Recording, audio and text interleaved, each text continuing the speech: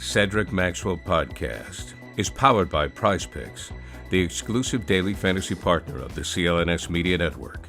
All right, another episode of the Cedric Maxwell Podcast. I am Josue Pavon. He is, of course, Cedric Maxwell. We got a special guest back on the podcast. He's Gary Washburn of the Boston Globe, also 1/3 of the Big Three NBA podcast, Big NBA 3 podcast. Which one is it, Gary? One of those, right? How's it going? It's just the Big Three, Josue. There's NBA in there somewhere, no? The Big Three NBA podcast. All right. Man, that Boston public school education lets you down, man. Hey, listen, Gary, don't even start. I forgot. Oh, we got a West Coast cat in here. I forgot, Max. You know how he is. Calling me out already. All right. Well, let's get into this damn road trip because they didn't get off to the right note with the Celtics team out in Atlanta. 2 games, 2 days in between. Looks like they could use it too, Gary. What did you make of the loss? I know time has passed now and it's in the rearview mirror, but anything about the Celtics blowing a 30-point lead that has you thinking differently about this team at the tail end of the regular season? Yeah, it looked like, they were so good in those first 13 minutes. They scored 49 points. They were clowning. The crowd was, what the hell? Everybody was quiet. Then it was 68-38. I'm like, okay. Then the last 4 minutes of the second quarter, to me, is where they lost the game. Mm-hmm. Atlanta scored 18 points. That's really hard to do, is allow 18 points in 4 damn minutes, and the Celtics did that. They just took their foot completely off the gas. They hit 2 shots in the last 4 minutes, allowed an 18. And when you're down 30 and you go to the half down 18, you feel like you've done something. Mm-hmm. So Atlanta went to the break with all the momentum. Then I remember the first play of the third quarter, it was a simple play where DeAndre Hunter curled off the screen, got a pass wide open and dunked it. And I was like, yeah, the Celtics ain't locked in. And it was a 16-point game. You're like, yeah, this is about to be a battle.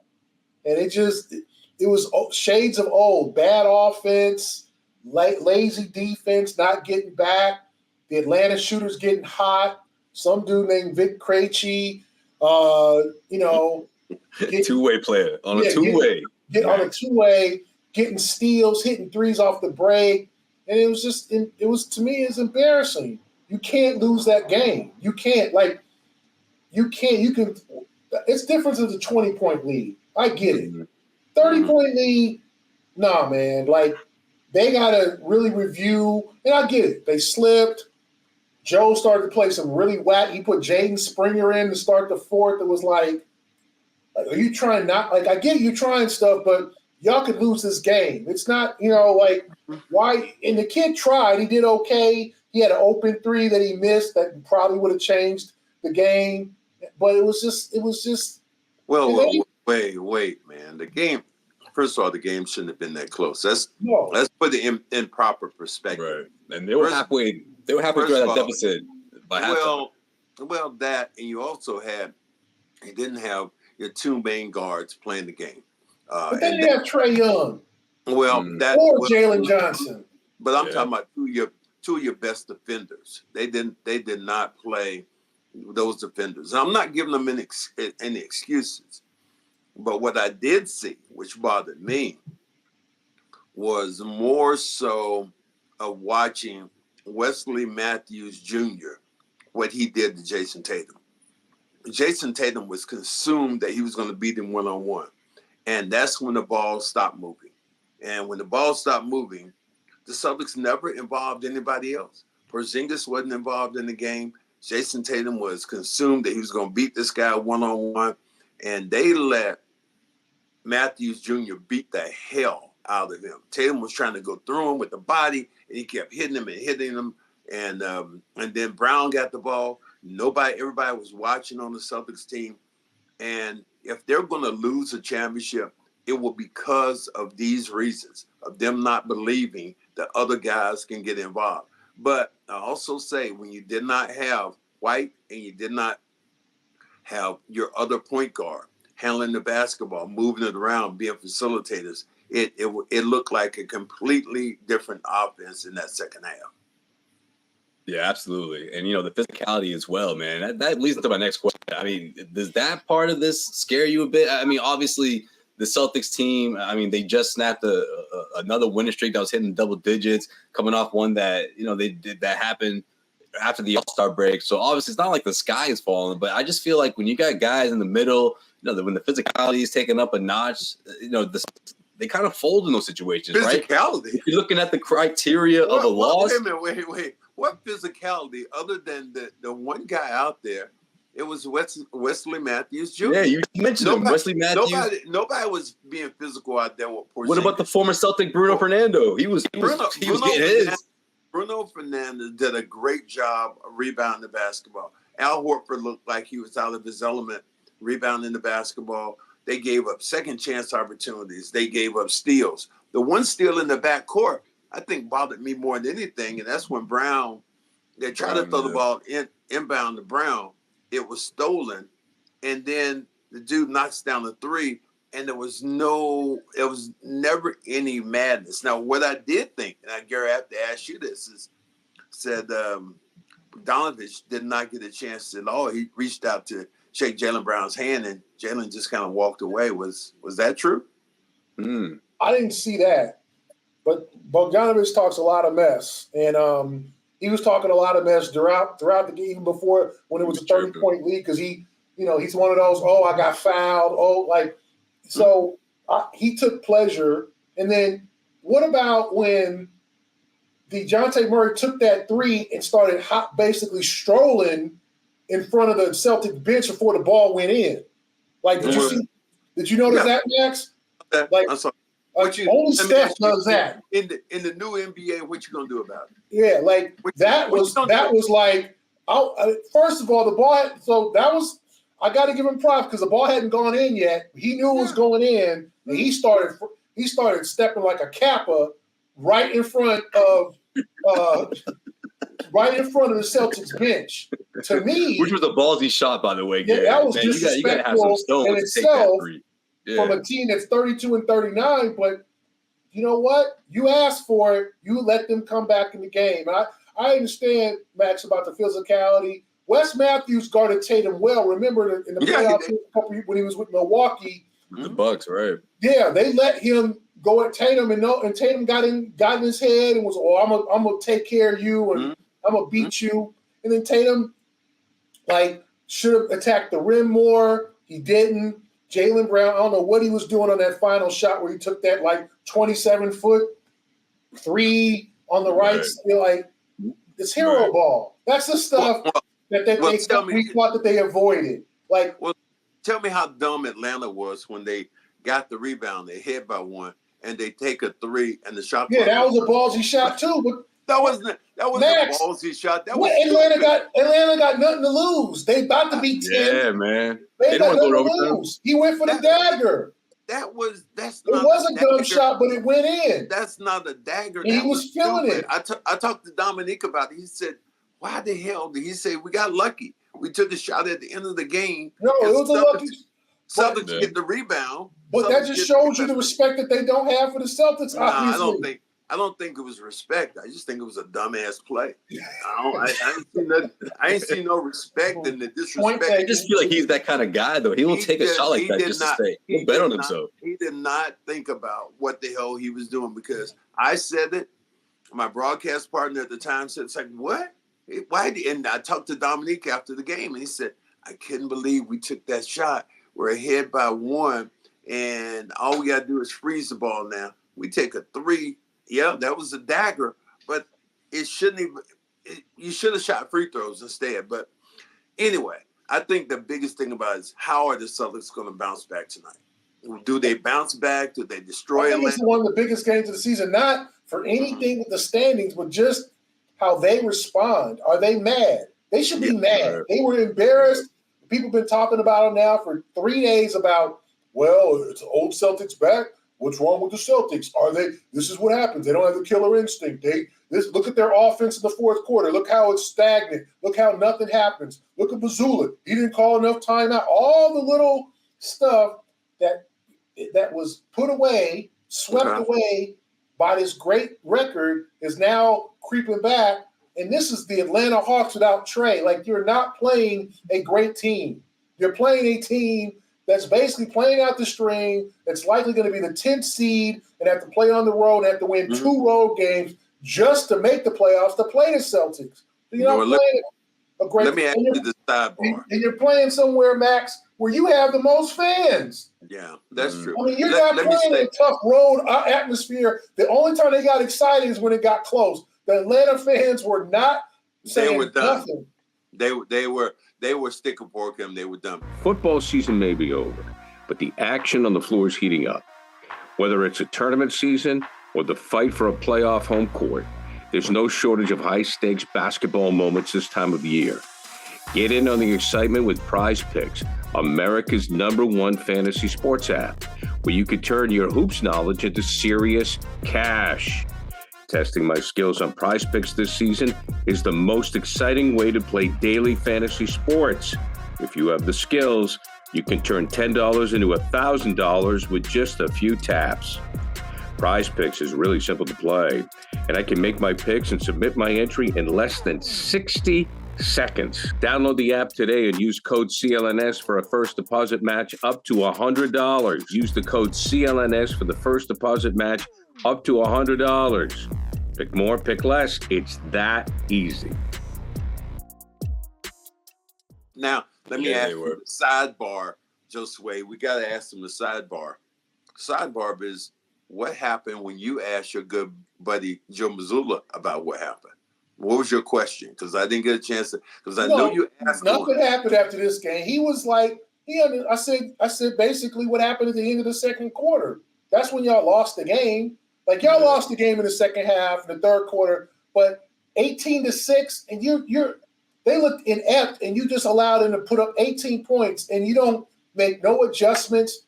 Max, what adjustments did they make from the first half to the second half? I don't think that they make. Obviously, they make no. Settle.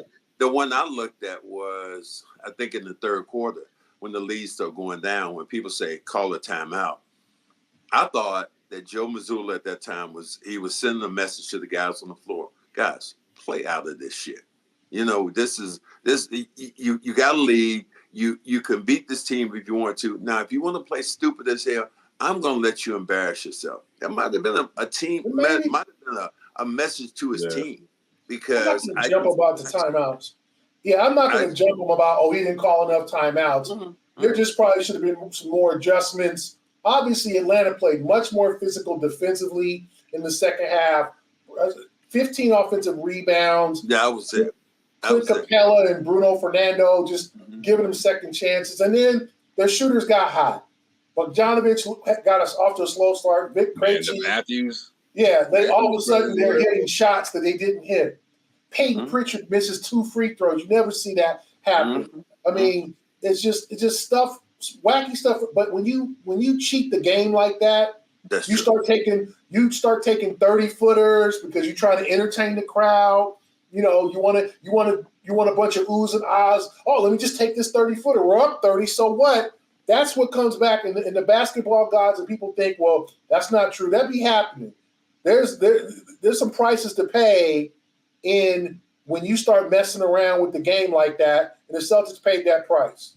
When you here's how it goes. You fuck with the game's gonna fuck with you, and that's what happened in that segment where you talk about. They did. They wanted the oohs. They wanted the ahs. They were throwing behind the back passes. They were showboat, and and then they did not know how to change gears. They could have just beat this team to death just going to the free throw line, but they wanted to shoot the threes. They wanted to profile. They wanted to style. Yeah. So hopefully, I'm trying to not to, and here I am. I'm trying not to put too much credit in this game, but I'm like you. I believe exactly what you're saying when you say this is a huge game tonight from a psychological standpoint. There are a bunch of fans who've already said, I know you guys are going to beat the hell out of us tomorrow. I know you're going to beat us. You're going to beat us. You're going to beat us. Well, are the Celtics going to come out and put their big boy shoes on and run away with this game? We'll see if that happens. Absolutely. And Gary, the latest on Jrue Holiday. I mean, he obviously a bit of concern level going up, the amount of games he's missed. Not a whole lot of games left in the regular season, but he did return to practice this week on the road. What's the latest on Jrue, and how's the shoulder doing? I think he's going to play on Thursday night against the Hawks. It looks like he's going to play, and Derek White will return to the lineup. So they'll have, I think, for the first time in maybe 3 weeks, almost 3 weeks, they'll have their original, probably the playoff starting lineup, you would say, with Tatum, Brown, White, Holiday, and Porzingis. Yeah, Holiday's getting back to normal. That shoulder injury kind of took him back a little bit, but he's been working out. He practiced in full on Wednesday. He practiced.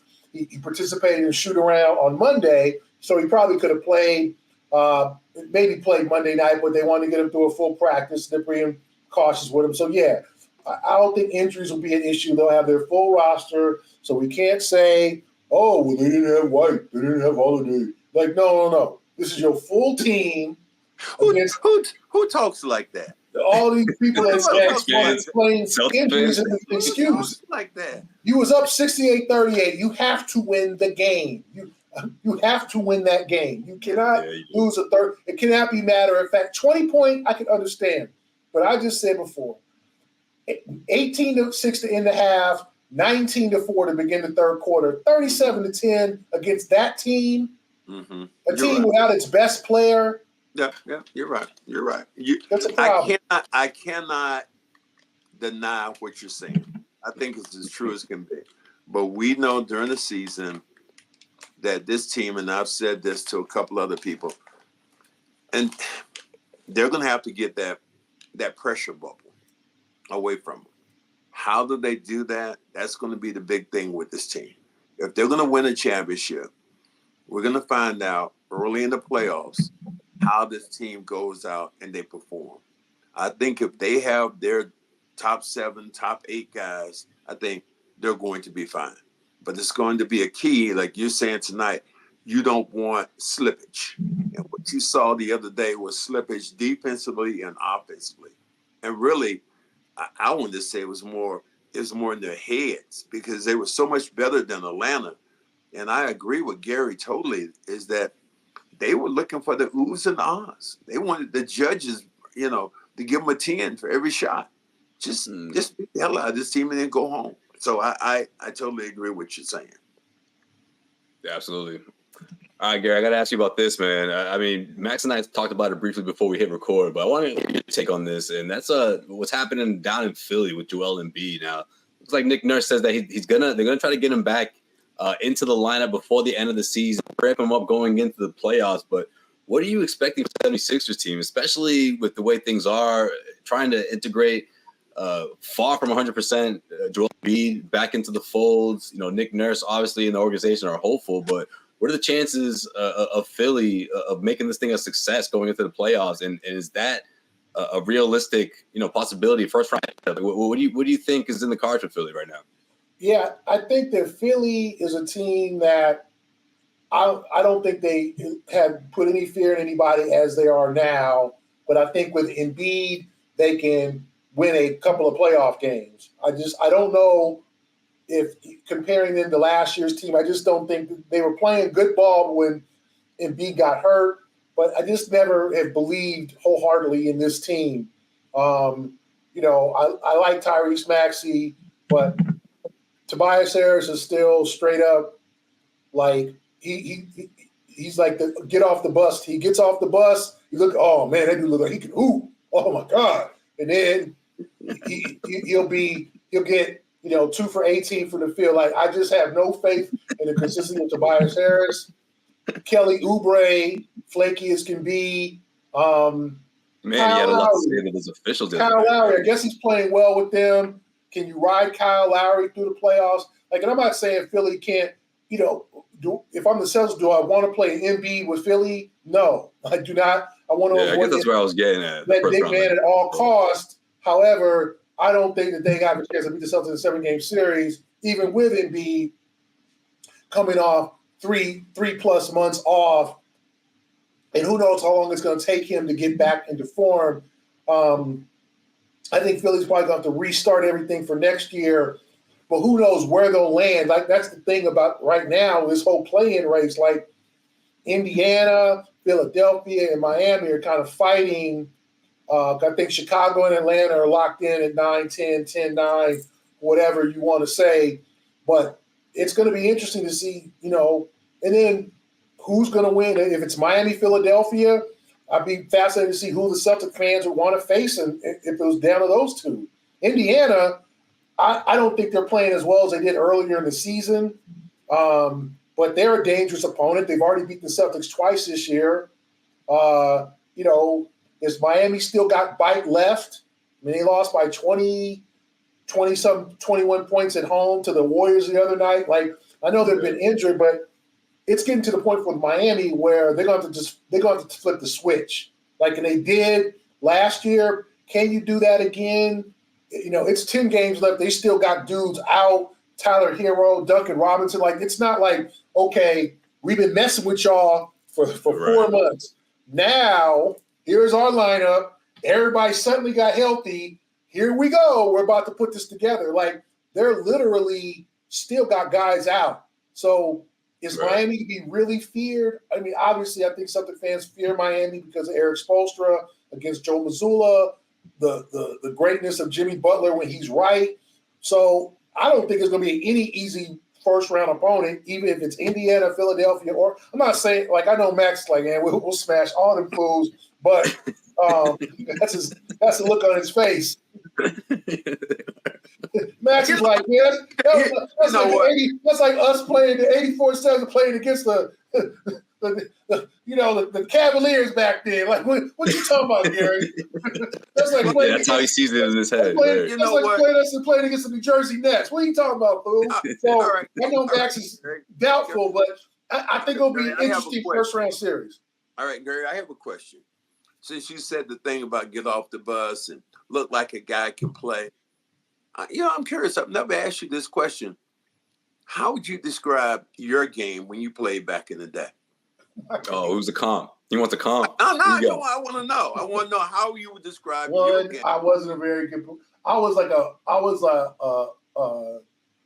like a undersized, chunky point guard. Like I would say Khalid El Amin or something like that. That sounds make it sound better, Gary. Give me a comp. Give me a player. No, I'm just saying. Like I had point guard skills, but I didn't go through a growth spurt, so I was short. But I could hoop. I could shoot.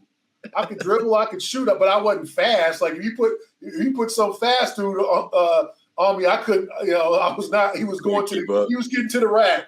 You put Derrick Rose against me. You put Tyrese Maxey against me.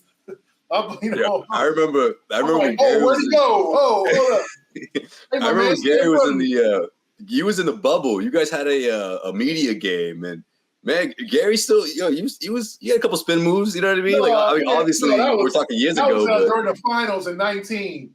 That was I turned myself. I'm a rebounder, and I'm Al Horford at this point. Like I'm doing the little things. I'm passing out. Like I ain't putting my scoring ability no.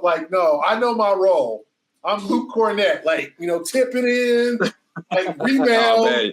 You're lower, man. No, you lay some wood in the paint. Like that's me. I am not. No. I know my role. I am not trying to do too much. I just wanted to know because you said getting off the bus guy. We've seen. Well, come on, Beck. If you saw me get off the bus, you'd be laughing like you wasn't James Worthy. Come on. You see me get off the bus like that's who we playing? Yeah. Oh man, Max, who you picking, Gary or Tobias Harris? Come on, right now. No, man, don't do that. And this is no knock to Gary, but what I've been saying. Hey, who's this little fat guy gonna guard over here? What is he gonna guard? Are you serious? Oh man. Exactly. Who I'm gonna stick? I just wanted to know because we've never talked. I've seen Josue play a little bit. I got a little game. I was gonna say, finish that sentence, Max. Finish that sentence. No, you got a little game. We got got some passing skills, and now like an Avery Bradley, something like that. Now who surprised me? And I love him to death. But Sherrod, What? He can't play? He can't play. Sherrod can't play. I was like, which direction you going with this? Sherrod can't. He ain't no baller. He got the look. Oh, damn. Strays. That ain't right, man. Why I know, man. You ain't even here. Dude, I saw him play. I'm like, I'm looking for a little, like, something he had that was. Sherrod didn't have that. He didn't have all that. He didn't have none of that. I ain't mad. And this just goes to show every black guy can't play. You know, that's just, you know, that's how that works out. True. You know, you go to a gym and you say, don't let the stereotype. Don't let that stereotype get out. I'm gonna take this black guy right here. And you going, damn, dude, I should have took the white guy because you came up with all. How many times you walked into a gym and you see a guy who's dressed the part, who has on the has all the gear, has the great shoes on, wristbands, you know, everything tied up. He picked second or third. Max, he got his little powder like LeBron. Wristband on. Dude can't play dead. So yeah, I just wanted to know. I'm just kicking it out. You know, if y'all want to, you know, rap me out and say, hey, Sherrod, I tell you what, we'll go out and we'll film a Sherrod, and you tell me then. Oh, don't do that. We're not doing that. Oh man, you talking about a CLNS Media game? We could do that. Let's do that this summer. I'm down. You know who probably will be a killer? Probably Bobby. Bobby knows the game. I don't know if he can play, but Bobby seems like he can. You know, he's tall. He's got a jump shot. I shot around Bobby before. I never played a full game with him, but we shot around before. Yeah. How about the little Indian guy? I don't know. I've never seen him play before. Oh my God! I can't believe you said that. The two editing our podcast that they watch this. The producer. Yeah, I'm in. I think his skill level, but he is so comfortable with his. I'm gonna see him tonight. I'm gonna tell you referred to him as what you just referred to him as. I do. I mean, I know. You know, here go somebody being a rat. He got that down, bro. You know, guys, we gotta wrap this up because I gotta get ready to put my clothes on to get to this bus. But I think tonight is going to tell a big story about what this Celtic team is all about. If you have pride, you come back and kick these guys' asses. And that's all right, guys, real quick. Last question. I want to hear y'all take on this. Iowa's Caitlin Clark just offered $5 million from Ice Cube to join the Big Three. Real quick, what do you guys take on it? Take the money, girl. Take the money. Take the money. Gary, what do you think? Yeah, $5 million. That's a win-win. And they told her she can play WNBA. Why not? Take the money, but here's what I'll say to you, girl. That's a win-win for the Big Three, too. But here's what I'll say to you, girl. Watch out, because there's some brothers out there be after your ass. If they know you making $5 million, they gonna test you. They don't want to be able to highlight you. Test you. Yeah. But and the WNBA, I mean, the Big Three, people talk about, it's random. Like the Big Three's had women coaches, Nancy Lieberman, Lisa Leslie. So I mean, they've kind of broken some ground here. I mean, we talking about players though, man. Yeah, but they haven't had a female player. We talking about somebody who's in her prime going up against some guys who aren't in their prime to see how one of the best women shooters of all time would perform in a league that has guys who are probably more so over the hill, when you say over the hill, and some great players who have been in there, but there's a core of guys in there that still are highly skilled. But they would try to go at her ass, and they would test her on every possession. Agreed. I'd love to see it. I think it would bring a brand new fan base. You know, obviously, you know, fans of CLA and WNBA would watch. I think it would be a huge success for both sides. So hopefully it happens. But with that, we wrap up this episode of the Cedric Maxwell podcast. He is Gary Washburn. Gary, always a blast with you on the show. Check out his work, of course, on the Boston Globe, bostonglobe.com, on Twitter, and check out his podcast here on the CLNS Media network. He is Cedric Maxwell. I'm Josue Pavon. We'll check you guys out next week.